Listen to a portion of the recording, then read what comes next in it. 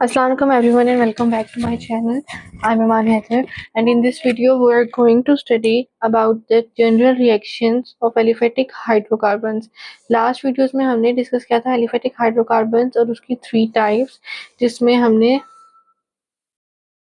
3 different types और उनके आपस में कंपैरिजन को स्टडी किया था। वो 3 टाइप्स कौन सी थी? वो थी alkane, alkenes and the last one was alkynes. हमने इनके जनरल फार्मूला स्टडी किए थे, इनके कंपैरिजन स्टडी किए, देखा था कि हम किस तरह से आइडेंटिफाई कर सकते हैं कि हमारे पास गिवन स्ट्रक्चर अल्कीन का है या फिर अल्काइन का है। But in this video we are going to study about the general reactions of preparations. सबसे पहले हम स्टार्ट करेंगे फ्रॉम अल्काइन। अल्केन हमारे पास सबसे सिंपलेस्ट ऑर्गेनिक कंपाउंड्स होते हैं, जिसमें हमने स्टडी किया था हमारे पास सिंगल कोवलेंट बॉन्ड होता है और इसका सबसे सिंपलेस्ट मॉलिक्यूल होता है methane, that is CH4 with the general formula of CnH2n+2। This is the general formula जिसके बारे में हमने स्टडी किया। अब आज के लेक्चर में हम स्टार्ट करेंगे प्रिपरेशन ऑफ अल्केन्स, मतलब अल्केन्स को प्रिपेयर करने के डिफरेंट मेथड्स। यहाँ पर मैं हेडिंग दे देती हूँ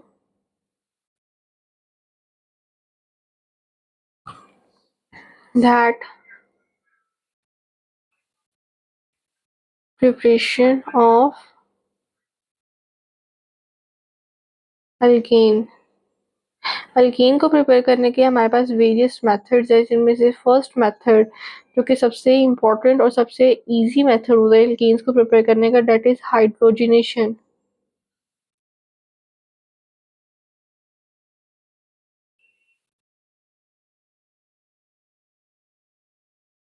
ये पहला मेथड है हमारे पास।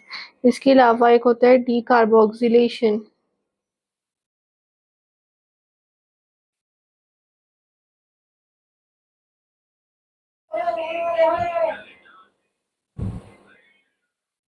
और हमारे पास होते हैं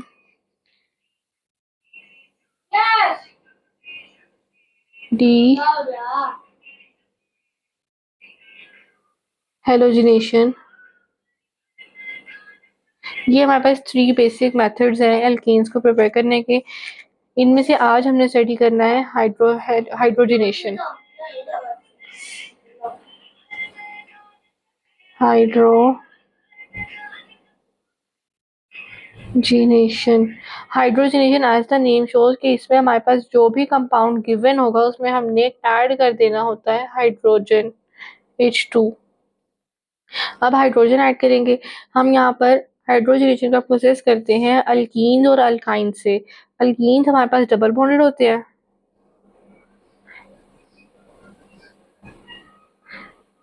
वो ये रिएक्शन देते हैं। इसी तरह अल्काइन हमारे पास ट्रिपल बॉन्डेड होते हैं, वो भी ये रिएक्शन देते हैं। कैसे देते हैं अब हम वो देखेंगे। हमारे पास एक कंपाउंड है इथीन, मैंने लिया CH2 वाला।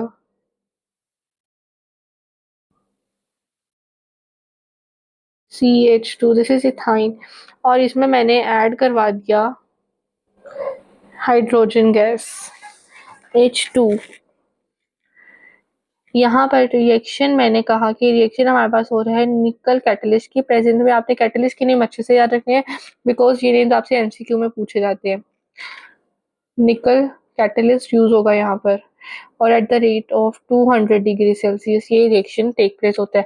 यहाँ पर हाइड्रोजन हमारे पास 2 मॉलिक्यूल है हाइड्रोजन के। अगर मैं इसका ओपन स्ट्रक्चर होगा somehow it looks like this, और अगर मैं इसको टोटली इधर से इरेज करके इधर लिख देती हूँ H एंड H, यहाँ पर क्या होगा हमारे पास CH2 में जो डबल बॉन्ड है दैट विल ब्रेक और एक हाइड्रोजन इस CH2 के पास जाएगा और दूसरा हाइड्रोजन इस वाले CH2 के पास जाएगा।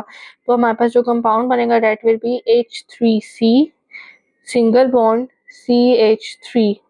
मतलब इन दोनों के दरमियान अब सिंगल बॉन्ड है, डबल बॉन्ड जो था वो इरेज हो गया due to the presence of या एडिशन ऑफ दिस हाइड्रोजन। इन दोनों हाइड्रोजन के एडिशन की वजह से यहाँ पर मौजूद डबल बॉन्ड ब्रेक हो जाएगा और दोनों हाइड्रोजन इस हाइड्रोजन के साथ और इस हाइड्रोजन में मौजूद कार्बन के साथ अटैचमेंट करके सिंगल बॉन्ड कन्वर्ट करेंगे और बना देंगे हमारे पास alkanes that are single bonded. इस तरह से हमने डबल बॉन्डेड कंपाउंड से जो अल्कीन था उससे सिंगल बॉन्डेड अल्केन बनाया। अब आते हैं अल्काइन से। अल्काइन हमारे पास होता है ट्रिपल बॉन्डेड, उसमें मैं ले लेती हूँ CH, ट्रिपल बॉन्ड CH। ये 2 स्टेप में रिएक्शन होंगे। यहाँ पर एक हाइड्रोजन गैस का मॉलिक्यूल लिया, एक हाइड्रोजन चला जाएगा इसके पास और एक हाइड्रोजन चला जाएगा इस कार्बन के पास, और यहाँ पर एक बॉन्ड ब्रेक हो जाएगा। एक बॉन्ड की ब्रेकेज से यहाँ पर बनेगा CH2 double bond, wait, this one is double bond CH2।